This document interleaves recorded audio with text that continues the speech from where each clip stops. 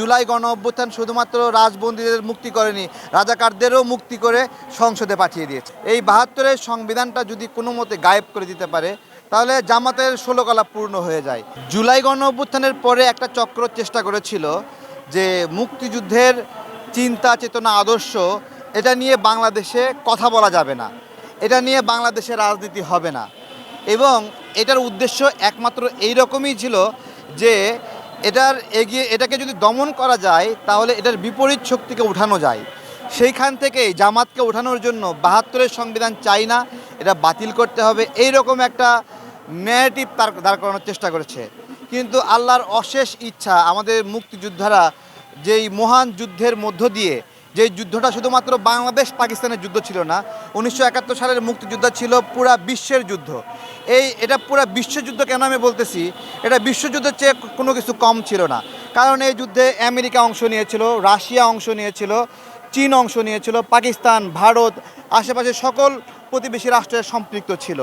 এবং এই যুদ্ধে আমেরিকা কিন্তু সপ্তম নৌবহর পাঠিয়েছিল, রাশিয়ার অস্ত্র কিন্তু মুক্তিযোদ্ধারা পেয়েছিল, চায়নার অস্ত্র কিন্তু পাকিস্তানের পেয়েছিল। সুতরাং পুরা বিশ্ব এই যুদ্ধে একভাবে জড়িয়ে পড়েছিল।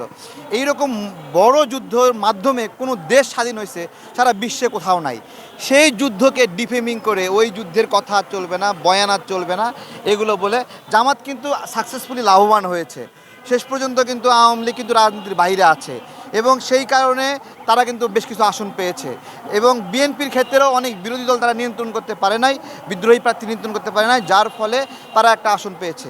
এই সব কিছু মিলিয়ে বিএনপি লুজার হয়নি, আওয়ামী লীগ লুজার হয়নি, বাংলাদেশ লুজার হয়েছে। এই ৭২-এর সংবিধানটা যদি কোনো মতে গায়েব করে দিতে পারে তাহলে জামাতের ১৬ কলা পূর্ণ হয়ে যায়। তাদের বাবা দাদারা যে ধর্ষণ করেছিল, খুন করেছিল, তারা তো আগে এটা নিয়ে লজ্জা পাইতো, কিন্তু তারা এখন আর এটা নিয়ে লজ্জা পায় না। তারা এর বিরুদ্ধে যারা, রাজাকারদের বিরুদ্ধে যারা, তাদের কারো বলে বেলায় যে রাজাকারদের ধর্ষণের ফলে তোর জন্ম হয়েছে।